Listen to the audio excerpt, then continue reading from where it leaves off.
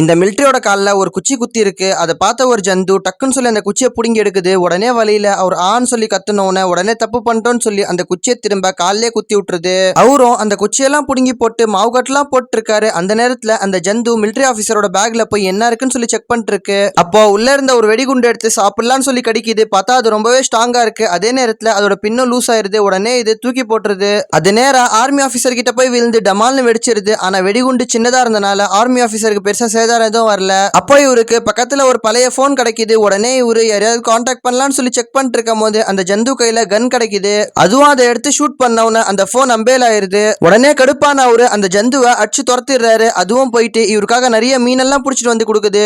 இவரும் இது ஹெல்ப் எல்லாம் பண்ணுதுன்னு சொல்லி இதுக்காக மீன் சமைச்சிட்டு இருக்காரு. அப்போ நெருப்பு கம்மியாகுதுன்னு சொல்லி ஊதுறாரு. உடனே இந்த ஜந்து நம்மளும் ஹெல்ப் பண்ணலாம்னு சொல்லி ஒரே ஊதா ஊதுது. பார்த்தா அந்த ஆள் கருகியே போயிடுறாரு. அப்புறம் இவரை எப்படியாவது காப்பாத்தியே ஆகணும்னு சொல்லி இவரை இழுத்துட்டு போய் எனிமி கேம்ப்ல விட்டுருது.